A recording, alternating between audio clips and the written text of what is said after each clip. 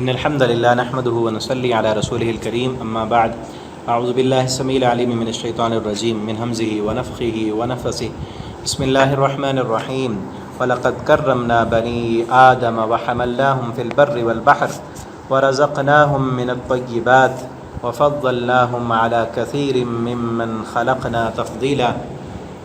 ترجمہ قرآن کے سبق میں آج انشاءاللہ سورہ بنی اسرائیل آیت نمبر 70 سے پڑھیں گے ہم۔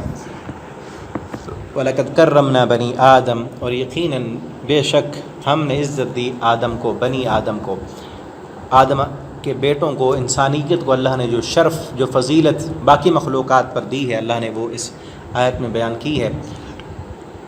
وہ شرف اور فضیلت کیا ہے کہ اللہ نے بحیثیت انسان، ہر انسان کو تمام اپنی مخلوقات سے افضل بنایا ہے اور فضیلت والا بنایا ہے، چاہے وہ مومن ہے یا کافر ہے۔ مومن کو پھر تمام انسانوں پر فضیلت ہے، فوقیت ہے، لیکن بطور انسان کے، چاہے کوئی مجوسی ہے، کافر ہے، کوئی ہندو ہے، کوئی بدھ مت ہے، اللہ کو نہیں مانتا، اللہ نے اسے اپنی تمام مخلوقات پر شرف اور فضیلت دی ہے۔ اللہ کی دوسری جتنی بھی مخلوقات ہیں، حیوانات ہیں، جمادات ہیں، نباتات ہیں، ان سب کے مقابلے میں اللہ نے انسان کو جو بلندی، جو شرف دی ہے، وہ بھی کئی اعتبار سے ہے۔ جس طرح شکل و صورت میں آپ انسان کی شکل و صورت دیکھیں اور پھر جانوروں کی دیکھیں، ان کی بھی تو شکل ہے، جانور کا بھی چہرہ ہے، چاہے وہ چہرہ شیر کا کیوں نہ ہو، چہرہ ہے، لیکن انسان کا چہرہ شیر کے چہرے کے مقابلے میں کس قدر خوبصورت ہے۔ اور پھر جسامت، بناوٹ، جہاں بازو لگنے تھے اللہ نے وہاں بازو لگائے، جہاں پاؤں سجنے تھے وہاں پاؤں سجائے۔ دیکھیں نا، شیر چاہے جنگل کا بادشاہ ہے، لیکن وہ چلتا کیسے ہے؟ جھک کر ہی چلتا ہے نا۔ ایک انسان ہے جس کا سر اللہ نے اوپر رکھا ہے، جو سر اٹھا کے چلتا ہے، اور ہاتھ دیے اللہ نے۔ اور پھر دیکھیں، شیر کا بھی انسان شکار کر رہا ہے، شیر کو بھی اپنے پنجروں میں بند کر رہا ہے، اور اس کو اللہ نے جو ذہن اور صلاحیت دی ہے، شیر کو بھی اپنا خادم بنا رہا ہے انسان۔ اور جتنے بھی مخلوقات ہیں، ان تمام مخلوقات پر اللہ نے شکل و صورت کے اعتبار سے، قد و قامت کے اعتبار سے، حیات کے اعتبار سے اللہ نے جو انسان کو صلاحیت دی ہے، وہ ان سب سے جدا ہے، کسی اور مخلوق کو حاصل نہیں ہے۔ اسی طرح انسان کو اللہ نے جو عقل دی ہے، جس کے ذریعے انسان اپنے آرام کے لیے، راحت کے لیے بے شمار چیزیں انسان نے ایجاد کی ہیں، حیوانات اس سے محروم ہیں۔ اس کے علاوہ انسان اسی عقل سے جو ہے غلط اور صحیح کو پہچان لیتا ہے، مفید اور نقصان دینے والی چیزوں کو پہچانتا ہے، حسین اور بدصورت چیزوں میں انسان تمیز کرنے پر قادر ہے، اور اسی عقل کے ذریعے سے اللہ رب العالمین کی دیگر مخلوقات سے وہ فائدہ اٹھاتا ہے اور ان کو اپنا تابع بناتا ہے۔ اب دیکھیں نا، اونٹ کتنا بڑا، اللہ فرماتے ہیں افلا ينظرون الى الابل کیف خلقت، اس اونٹ کو نہیں دیکھتے ہم نے کیسے بنایا اور کیسے پھر تمہارا تابع کر دیا ہے۔ کتنا بڑا اونٹ، اس کو ہاتھ ڈال کے انسان کا چھوٹا سا بچہ اس کو لے کے جا رہا ہوتا ہے، اور سارے جانور اسی طرح انسان کے تابع ہیں۔ کس نے تابع کیا ہے؟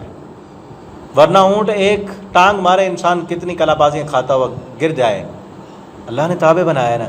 اور پھر ساری مخلوقات پر، چاہے وہ وحشی جانور ہیں، وہ بھیڑ بکریاں ہیں، یا جنگل کے درندے، بھیڑیے، کتے اور سانپ بچھو ہیں، ان سب پر اللہ نے انسان کا جو روب ہے وہ ڈال دیا ہے۔ ساری مخلوق یہ ڈرتے ہیں انسان سے، لیکن انسان، اگر انسان ہو تو یہ ساری مخلوقات، جنگل کے درندے ڈر جاتے ہیں انسان سے۔ انسان میں یہ ہیبت، یہ رعب اللہ نے رکھا ہے، اور اسی عقل اور شعور کی بنیاد پر اللہ رب العالمین انسان جو ہے وہ اس جدید دور میں کتنی اعلیٰ قسم کی عمارتیں بنا رہا ہے، اور ٹیکنالوجی میں ترقی کر رہا ہے، اور سفر کے لیے اپنے جدید سواریاں اور ہوائی جہاز اور کیا کچھ بنا چکا ہے۔ یہ سارا کیا ہے؟ کرمنا بنی آدم، اللہ فرماتے ہیں ہم نے عزت دی ہے۔ اور اس عزت کو، اس کرم کو انسان کو یاد رکھ کے یہ ساری مخلوقات، اس کا معنی کیا ہے کہ ان سب مخلوقات کو اللہ نے انسان کے تابع بنا دیا، اور باقی بھی مخلوقات، سورج ہے، چاند ہے، ستارے ہیں، ہوا ہے، دھوپ ہے، یہ سب انسان کی خدمت پر مامور ہیں۔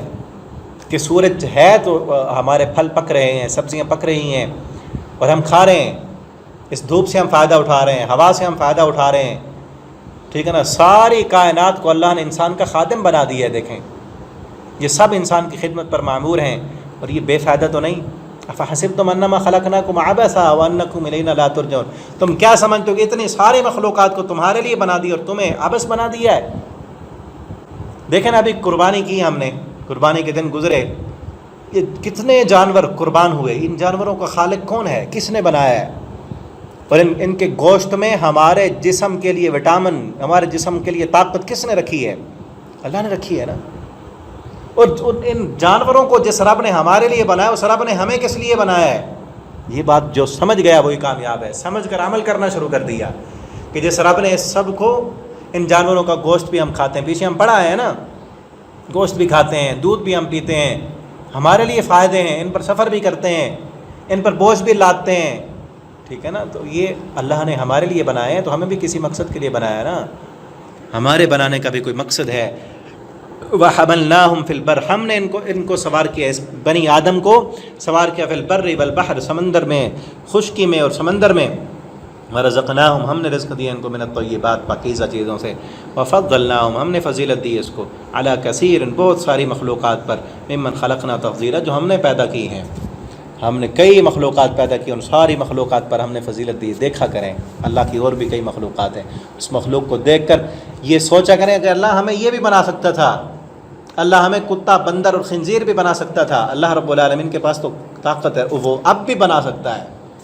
اللہ نے صورتیں مسخ نہیں کر دی تھیں، بندر اور خنزیر بنا دیا تھا بنی اسرائیل کے کچھ لوگوں کو جنہوں نے اللہ کی نافرمانیاں کی تھی۔ اللہ آج بھی طاقت رکھتا ہے کہ انسان کو اسی وقت گناہ کرتے ہوئے پکڑ لے، بندر اور سور بنا دے، لیکن ایک اللہ کی رحمت ہے، اللہ ہمارے گناہوں کو بھی چھپا دیتے ہیں۔ اللہ کے فرما بردار بنیں اور اللہ کے فرما بردار بن کر اللہ کی زندگی گزاریں، تاکہ اس دنیا میں جس طرح اللہ نے عزت دی ہے، آخرت میں بھی اللہ عزت دے، ٹھیک ہے۔ اور آخری بات یہ بھی یاد رکھیں کہ اللہ نے ساری مخلوقات پر فضیلت دی ہے، وہ اس لیے کہ اللہ نے ہمیں اپنے لیے بنایا ہے۔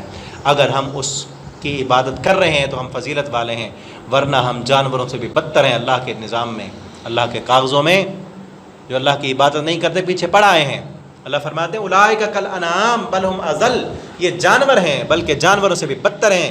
جو انسان نیت سے گر جاتے ہیں اور انسان ہونے کا جو مقصد ہے، انسان بنانے کا، اس مقصد کو پورا نہیں کرتے، اللہ کی عبادت نہیں کرتے، وہ جانوروں سے بھی بدتر ہیں، چاہے وہ جتنے ذہین فتین اور دنیا میں ترقی کر رہے ہوں، وہ دنیا تک ہی ہے، ورنہ مرنے کے بعد جانوروں کے لیے تو جہنم جنت نہیں ہے نا، انسانوں کے لیے، فرمان برداروں کے لیے جنت ہے اور نافرمانوں کے لیے جہنم ہے۔ اللہ تعالیٰ ہمیں سمجھنے کی توفیق دیں، آپ ان اسباق کو دوسروں تک بھی پہنچائیں تاکہ آپ کے لیے یہ صدقہ جاریہ بن جائے۔ اللہ تعالیٰ ہمیں عمل کی توفیق دیں۔ والسلام علیکم ورحمۃ اللہ وبرکاتہ۔